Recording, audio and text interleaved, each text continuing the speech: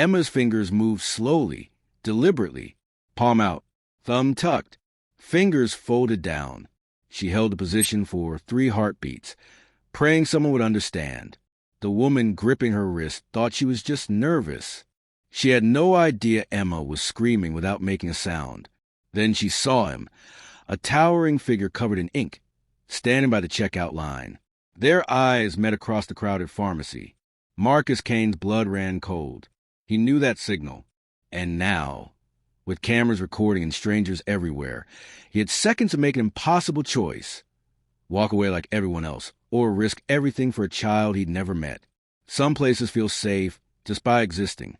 Nestled in the mountains of Colorado, where pine trees stretch toward endless sky and neighbors know each other's names, there's a town where nothing bad is supposed to happen. This is where 9-year-old Emma grew up, in a brick house with a wraparound porch and a tire swing her father had hung before he deployed overseas. Emma was quiet in the way observant children are, always watching, always thinking, storing away details most kids her age would miss. Her mother, Jennifer, worked as a paralegal at a downtown law firm. The hours were long, the stress constant, but she never missed Emma's soccer games. Never. She'd show up in her work clothes, heels sinking into the grass, cheering louder than any other parent on the sideline. Their life had a rhythm. School mornings with burnt toast and rushed goodbyes. Wednesday art therapy sessions that Emma loved. Evenings doing homework at the kitchen table while Jennifer prepared dinner.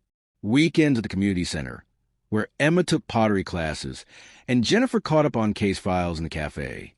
Emma was the kind of child who trusted the world. She believed people were fundamentally good, that adults kept children safe, that scary things happen in movies but not in real life.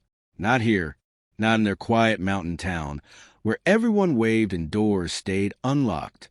Jennifer tried to prepare her. They'd had the talks. Stranger danger, inappropriate touch, the importance of telling Mom if anything felt wrong. But Emma would nod politely, her mind already drifting to her sketch pad or the book she was reading. These warnings felt abstract, like fire drills for disasters that would never come. For 9 years, Jennifer's fears remained theoretical. Emma walked her friend's house safely, played in the park without incident, grew up wrapped in the innocent certainty that the world was kind. But 4 weeks before that moment in the pharmacy, something happened at Emma's school that would mean the difference between life and death. It was a Tuesday morning when Riverside Elementary gathered 250 students in the auditorium. Kids fidgeted in their seats, whispering and giggling, restless for recess. Another assembly about something adults worried about. Detective James Morrison stood at the podium, his uniform pressed, his badge gleaming under the stage lights. He'd been a cop for 19 years and had given this presentation at 14 schools across the county.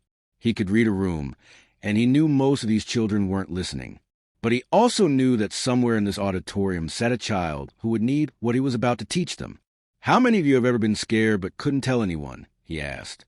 Hands rose hesitantly across the room. Sometimes we find ourselves in situations where asking for help with words isn't possible. Detective Morrison continued. Maybe someone's watching. Maybe we're afraid. Maybe we can't speak.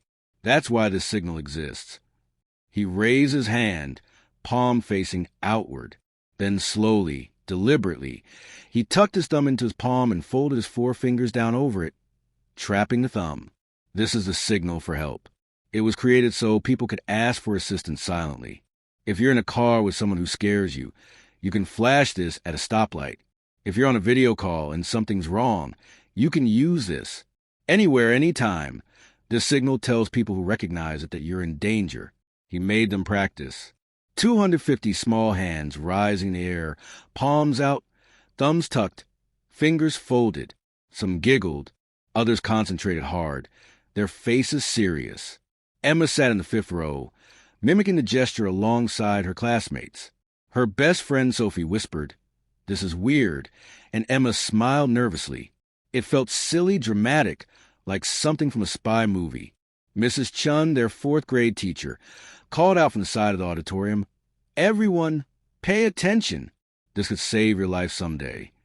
Detective Morrison had them practice 4 more times. He explained that the signal worked because it was distinctive enough to catch attention, but subtle enough not to alert someone dangerous. He told them that police officers knew it. Teachers knew it. More people learned it every day. Emma made the signal again, palm out, thumb tucked, fingers folded. She thought about how strange it was that such a simple gesture could mean, "Help me." She filed away alongside other safety rules. Look both ways. Don't touch hot stoves. Tell Mom if something feels wrong. The assembly ended. Students stood and shuffled back to their classrooms. Within days, most had forgotten entirely. Emma would forget too. She'd return to her pottery projects, her soccer practice, her normal life. But 23 days later, when a woman approached her outside the community center with words that sounded like truth but felt like lies, that forgotten gesture would become her only hope. Marcus Kane didn't look like someone you'd want around your children. At 48 years old, he stood 6 feet 4 inches and weighed 255 pounds of solid muscle. His arms, neck, and even his hands were covered in elaborate tattoos, Japanese dragons, geometric patterns, portraits of people who'd shaped his life. The leather cut he wore bore the patches of the Iron Brotherhood, a motorcycle club he belonged to for 22 years. To strangers passing him on the street, he looked like trouble, but people who only saw the surface missed everything. Marcus grew up in a working-class neighborhood in Denver, the youngest of 4 siblings. His father was a firefighter, his mother a school cafeteria worker, and they raised their children to believe that character showed in actions, not appearances. When Marcus turned 19, he enlisted in the Army. He served 2 tours in Iraq as a combat medic, saving lives under fire, earning commendations he kept in a box and never talked about. He came home changed, quieter, more watchful, carrying weight that didn't show on any scale. He was 21, fresh from his second deployment, when his younger cousin vanished. Her name was Maya. She was 10. She'd been at a shopping mall with friends, a place she'd been 100 times before. She went to the bathroom alone. She never came back. Despite searches that lasted months, despite volunteers combing through the city, despite age-progressed photos that still hung in Marcus's apartment years later, Maya was never found. The loss carved something permanent into Marcus's soul. It made him vigilant in ways most people couldn't understand. He noticed things, body language, fear hiding behind smiles, the subtle signs of someone in distress. He couldn't save Maya, but he became determined to be the kind of person who might save someone else. He found family in the Iron Brotherhood, joining when he was 26. Yes, they rode loud bikes and looked intimidating, but his chapter organized charity events for children's hospitals, escorted abuse survivors to court hearings, and stood guard at threatened community centers. Marcus never married, never had kids of his own, but he became Uncle Marcus to every child in his neighborhood. He taught free self-defense classes at the community center every Saturday morning. He fixed single mothers' cars, asking nothing in return. He showed up when people needed help, no questions asked. It was through his volunteer work that Marcus first learned about the signal for help. A social worker demonstrated it during a training session on recognizing trafficking victims. Marcus watched the simple gesture, thumb tucked, fingers folded, and something clicked. This was it. This could make a difference. He memorized it instantly. He taught it to everyone, his club brothers, the kids in his classes. Anyone who would listen. When he was in public, his eyes automatically scanned crowds, watching for that one small hand making that one specific gesture. He'd spent 27 years preparing for a moment he desperately hoped would never come. On the afternoon of October 3rd, Marcus had no plans beyond picking up a prescription and maybe grabbing coffee with his club brothers. The weather was perfect for riding. He'd thrown on his leather cut, fired up his custom Harley, and headed into town. He had no idea that in 2 hours, he'd be standing in a pharmacy, watching a little girl's hand move in a pattern that would change both their lives forever. For hours before Marcus walked into that pharmacy, Emma sat in the pottery studio at the community center, her hands covered in clay. She was working on a vase for her mother's birthday, trying to get the rim perfectly smooth. Her instructor had stepped out to help another student. Emma was so focused that she didn't notice the woman watching from the doorway, didn't see how her eyes tracked Emma's every movement, how she checked her watch 3 times in 5 minutes, how she took a breath like someone steadying themselves before doing something irreversible. Her name was Diane Patterson, 42 years old, well-dressed in a way that made people trust her instantly. She wore expensive jeans and a cashmere sweater, drove a luxury SUV, looked like someone's successful aunt, someone's dependable neighbor. She looked exactly like the kind of person you'd never suspect of anything wrong. But Diane had been watching Emma for 2 months. She knew the child schedule. She knew Jennifer worked late on Tuesdays. She knew Emma attended pottery class every week. She'd been planning this moment with the methodical precision of someone who thought of nothing else for months. 3 years ago, Diane had been Jennifer's client. Jennifer's law firm had represented her in a bitter custody battle, one Diane had lost. Her ex-husband had been granted full custody of their daughter after the court deemed Diane unstable, dangerous even. Evidence of manipulation, of emotional abuse, of boundary violations that terrified the judge. Diane had been ordered into therapy, given supervised visitation only, but she disappeared from the system, vanishing before any real intervention could happen. She never forgot, never forgave, and in her fractured thinking, she convinced herself of a twisted truth. If Jennifer could help take her daughter away, she'd take what mattered most to Jennifer. She walked toward Emma with the practiced calm of someone who'd rehearsed this moment 100 times. Emma looked up when a shadow fell across her work. She didn't recognize the woman immediately. She'd met her once, maybe twice, years ago when her mom was still taking that case. Emma. Thank goodness. The woman's voice was urgent but controlled. It's your mom. There's been an accident at her office. She sent me to get you. We need to go to the hospital right now. Emma's stomach dropped. Her hands, still wet with clay, went still. Her mother. An accident. The words hit her like ice water. But something felt wrong. The way this woman stood too close. The way her smile didn't reach her eyes. The way she was already reaching for Emma's arm before Emma had even responded. Every warning her mother had drilled into her screamed in the back of her mind. Don't go with strangers. But Diane wasn't a complete stranger. She knew Emma's name. She knew where Jennifer worked.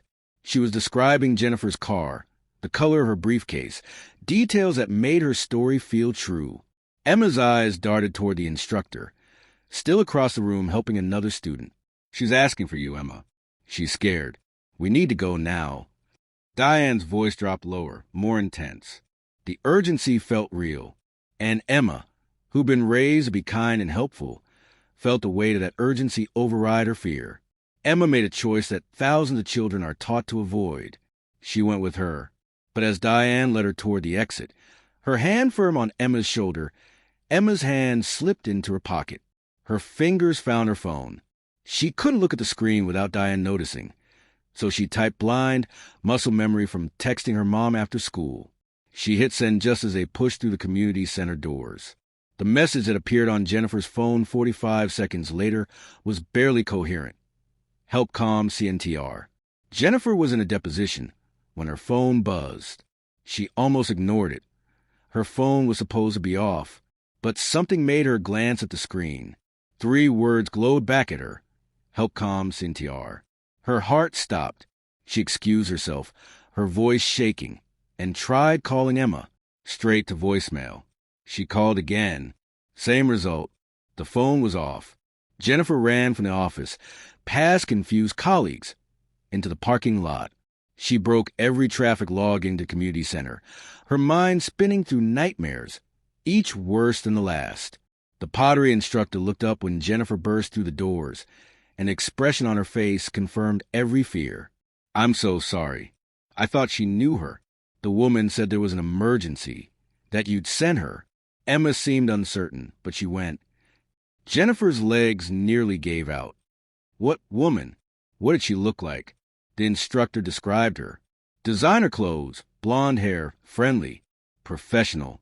Said she knew you from work. And then Jennifer knew exactly who had her daughter. Diane Patterson, the client from 3 years ago, the woman who'd threatened her after losing custody, the woman who disappeared after violating the court order, the woman who told Jennifer, in a voice cold as death, "You took my daughter. I'll make you understand what that feels like. Jennifer called 911, her hands shaking so badly she could barely hold the phone. The police arrived within minutes. Officers took her statement while others reviewed security footage, radio descriptions, activated the emergency response system. But Diane had a 90-minute head start. 90 minutes was forever. The Amber Alert went out statewide within the hour. Emma's face appeared on highway signs, phone screens, news broadcasts. But Diane was smart. She'd planned this. She stayed off main roads, taking scenic routes through mountain towns where traffic cameras were sparse. She drove carefully, obeying every law, drawing no attention. Just another woman driving with a quiet child in an expensive SUV. Jennifer sat at the police station, drowning in guilt. She should have warned Emma explicitly about Diane. Should have shown her a photo. Should have filed reports when Diane first started calling 3 years ago, before disappearing. The lead detective, a man named Rodriguez with 20 years of experience, spoke in a careful tone of someone who'd done this too many times. We're doing everything possible. We have her vehicle description, her photo. Every officer in 4 states is looking. But Jennifer heard what he didn't say. 90 minutes was a lifetime. Diane drove with white knuckles, her expensive SUV eating up miles of mountain highway. In the passenger seat, Emma sat silent, seatbelt fastened, eyes fixed on the passing landscape. She tried asking where they were going. Diane told her they were going somewhere safe, somewhere her mother would meet them. The lie fell easily from her lips, smoothed by months of rehearsing. Diane's plan was simple in its delusion. She'd rented a cabin 4 hours away, remote and off any grid, under a name that couldn't be traced.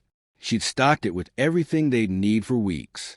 She believed that given time, Emma would understand, that Jennifer, desperate to get her daughter back, would finally comprehend what it felt like to lose a child. But Diane made one critical mistake. She needed to pick up Emma's prescription for her asthma inhaler, something she'd forgotten in her meticulous planning. And the nearest pharmacy that could fill it quickly was 40 miles away, a small-town drugstore where Marcus Kane was picking up his own medication.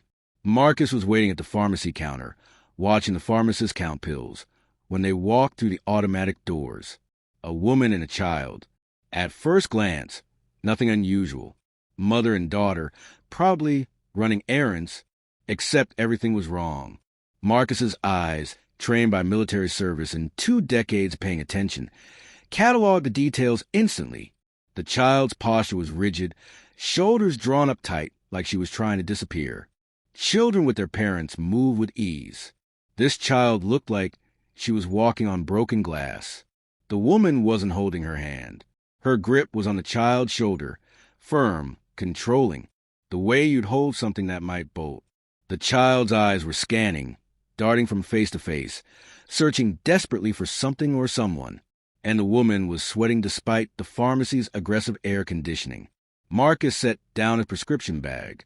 His heart rate kicked up, that old familiar feeling from combat, where time slowed and detail sharpened. He watched them move toward the prescription counter. The woman was talking quietly, urgently. The child wasn't responding. Emma saw him then, the massive tattooed man in the leather vest, standing perfectly still while everyone else moved around him. Something about his presence, his size, the way he seemed solid and unmovable, made her think of safety. She didn't know him, had never seen him before, but some instinct told her he might be her only chance. Her hand moved slowly, casually, like she was just fidgeting, behind Diane's back where the woman couldn't see. Palm out, thumb tucked, fingers folded down. She held it for 3 seconds. Released. Did it again. Time stopped for Marcus. 1 second he was standing in a pharmacy, and the next he was staring at a small hand, making the signal he'd taught himself to recognize anywhere, under any circumstances. The signal for help. Thumb tucked, fingers folded, unmistakable, deliberate, every instinct from his military training, every haunted memory of his cousin Maya who'd vanished and never came home, every child he'd taught to yell and fight and survive, all of it converged in this single moment. That child is in danger. His training kicked in. He couldn't call police yet. They might be gone before help arrived. He couldn't confront the woman directly. Too risky, especially as she was armed or desperate. He needed to trap her, socially, publicly, make it impossible for her to leave without drawing attention. Marcus made his decision in a heartbeat. He abandoned his prescription bag and positioned himself near the exit, the only way out. When they turned to leave, prescriptions in hand, he stepped directly into their path. Then he smiled, big, genuine, delighted. "Diane? Diane Patterson? Oh my God, is that really you?" His voice boomed across the pharmacy. Several customers looked up. The pharmacist paused. Marcus was creating an audience. Diane stopped so abruptly that Emma stumbled. Confusion flooded her face. She didn't know this man, had never seen him in her life, but he was walking toward them like they were old friends, arms spread in welcome. "I can't believe it's you. How long has it been? 8 years? 10. Marcus kept walking closer. People were watching now, and Diane couldn't just run without looking suspicious. Couldn't shove past this friendly stranger without drawing exactly the attention she was desperately trying to avoid. "And this must be your daughter," Marcus's voice carried, ensuring everyone could hear. "She's beautiful. How old is she now?" Diane's mouth opened. No words came out. Her grip on Emma's shoulder tightened reflexively. Marcus saw it, saw Emma wince. His smile stayed fixed, but his eyes went hard. He stepped closer, towering over both of them. His voice dropped to a whisper only Diane could hear. "I saw the signal. I know what you're doing. Let go of her right now, or I make sure everyone in this pharmacy knows exactly who you are and what you've done." The words hit Diane like a physical blow. This biker knew. Somehow he knew. Which meant police were probably coming. Which meant seconds, not minutes. Which meant her entire plan was collapsing. She could see it in his eyes. This man would fight, would make a scene, would hold her here until police arrived. Her hand released Emma's shoulder. Then, in pure panic, she shoved Emma toward Marcus and ran. Emma stumbled forward with a small cry. Marcus's arms caught her instinctively, pulling her against his chest as Diane sprinted toward the side exit. Marcus didn't chase. His priority was a child in his arms, not the woman fleeing. His phone was out in seconds, dialing 911 while keeping Emma pressed safely against him. "I have an abducted child," he said, his voice steady despite the adrenaline. 9 years old, blonde hair, blue jacket. The woman who took her just fled in a silver Lexus SUV, license plate. He rattled it off from memory, his military training making details automatic. "Her name is Diane Patterson. There's an Amber Alert. The child is safe now, but she needs her mother." People gathered. Shoppers who'd witnessed the confrontation, their expressions concerned. The pharmacist came around the counter, asking if they needed anything. Marcus nodded. "Police are coming. She's safe now." For those first moments, Emma held herself together through pure willpower. She stood pressed against Marcus's side, his hand resting gently on her shoulder. Nothing like Diane's controlling grip. She focused on breathing, on the solid presence of the stranger who'd understood her silent scream. But when she heard sirens in the distance, something inside her broke. The adrenaline that had kept her functional, that had allowed her to make the signal and stay calm during the most terrifying hours of her young life, drained away all at once. She collapsed into sobs, her small body shaking violently. Marcus knelt immediately, bringing himself to her eye level. His tattooed hands touched her shoulders with extraordinary gentleness. Hey, you're okay. You're safe now. I've got you." Emma couldn't speak through the crying, could only shake and gulp air. "You did everything right," Marcus said, his voice low and calm. "That signal you made, that saved your life. You were so brave. Your mom is going to be so proud." The police arrived in minutes. 3 patrol cars, lights flashing, officers jumping out with hands on weapons until they assessed the scene. Marcus stood slowly, keeping one hand on Emma's shoulder, and explained everything clearly. The signal, the confrontation, Diane's description and direction. One officer was already radioing ahead. Another knelt beside Emma, speaking softly. A third took Marcus's statement. Within 20 minutes, Diane would be stopped at a police checkpoint 55 miles away. But when Jennifer arrived and saw her daughter safe in Marcus's arms, what happened next would change all their lives. Jennifer's car screeched into the pharmacy parking lot before the scene had fully been processed. She didn't bother parking properly, just abandoned the vehicle and ran. Her eyes scanned frantically until they locked on a small figure surrounded by police officers. Then she was sprinting, her work heels clicking against asphalt, her breath coming in gasps that were half sobs. Emma saw her mother and broke free from the officer's gentle hold. They collided in the middle of the parking lot. Jennifer dropped to her knees, her arms wrapping around her daughter with a desperation that came from believing she might never hold her again. Emma buried her face in her mother's neck, and they stayed that way, clinging to each other, both crying so hard neither could breathe. Jennifer's hands moved over Emma's hair, her face, her shoulders, checking for injuries she couldn't see, needing the physical confirmation that her daughter was whole and real and here. "I've got you, baby. You're safe. Mama's here. I've got you." The officers stepped back, giving them space. Other pharmacy customers watched with tears in their own eyes. When Jennifer finally pulled back enough to look at her daughter's face, she saw Marcus standing a respectful distance away. The massive biker in a leather cut, tattoos covering every visible inch of skin, standing with his hands clasped like he didn't quite know what to do. Jennifer stood on shaking legs, one arm still wrapped around Emma, and walked toward him. She opened her mouth to speak. Nothing came out.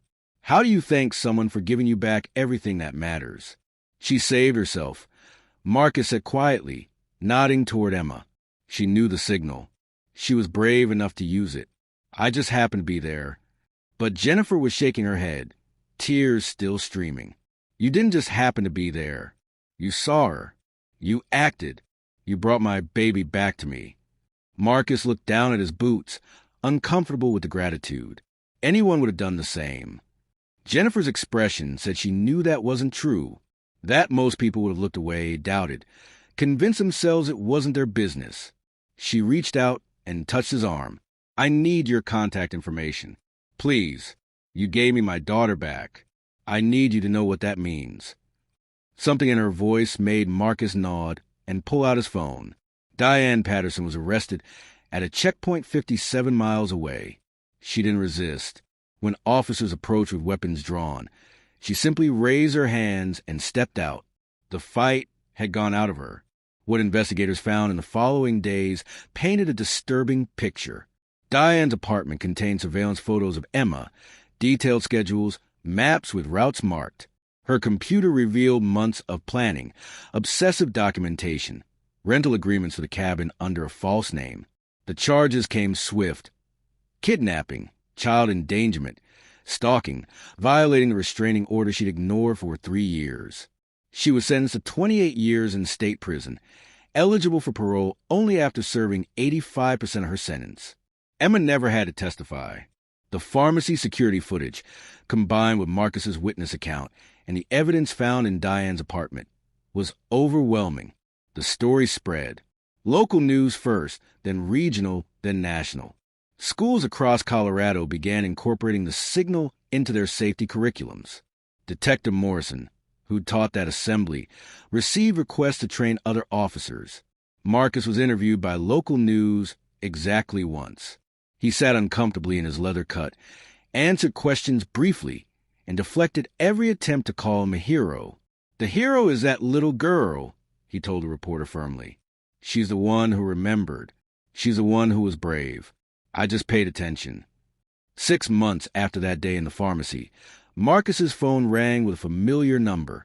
Jennifer, asking if he was free Saturday morning. There was a community safety fair at the elementary school. Would he help teach kids about awareness and the signal for help? Marcus said yes without hesitation. What started as a single favor became something neither expected. A friendship built on shared purpose and mutual respect. Marcus began running regular workshops through his volunteer program, teaching children basic safety awareness, how to trust their instincts, how to ask for help when something felt wrong. Jennifer volunteered alongside him, sharing their family story, helping other parents recognize warning signs, encouraging them to act on concerns rather than dismissing them. They discovered they made a good team. Marcus's presence commanded attention, His size and bearing ensuring kids took the lesson seriously. Jennifer's warmth and vulnerability made parents listen. Emma was healing. The process was slow, marked by good days and hard nights. She saw a therapist weekly, a kind woman who specialized in childhood trauma. But gradually, steadily, Emma began reclaiming pieces of herself. She still did pottery, her hands finding comfort in shaping clay. But interspersed in her work were sculptures of a big man with a beard and tattoos, and a smile that made him look gentle despite his size. She started calling him Uncle Marcus after the third workshop. The name stuck. Marcus, who never had children, found himself a niece who made him pottery gifts and saved him seats and trusted him completely. At a community event on a sunny Saturday morning, Marcus, Jennifer, and Emma stood before a group of 40 children and their parents. Emma stood between them, no longer hiding, demonstrating the signal with confidence. Palm out, thumb tucked, fingers folded down. She showed them slowly, explained clearly, answered questions from kids who saw her not as a victim, but as someone who'd survived something terrifying and come out stronger. This story isn't just about one girl and one biker. It's about the power of awareness, the importance of teaching children to protect themselves, and the courage to act when everything tells you to look away. The signal for help is real, and it's simple. Palm facing outward, like you're waving. Tuck your thumb into your palm, fold your fingers down over your thumb. That's it. 3 movements that could save a life. Teach it to your children. Teach it to your teenagers. Make sure they know that if they ever flash this signal, someone who understands will recognize they need help. And if you ever see someone make this gesture, don't look away. Don't assume someone else will handle it. Be the person who pays attention. Marcus Kane never wanted to be called a hero. He'd tell you he just did what anyone should do. Pay attention, care enough to act, and never walk away from someone in danger. But that's exactly what makes him one. The signal for help was created to save lives in silence. Emma used it. Marcus saw it. And because both were prepared for a moment they prayed would never come, a little girl came home. Never underestimate the power of paying attention. Never doubt that one person can make all the difference. And never forget that heroes come in all forms, even leather cuts and motorcycle boots.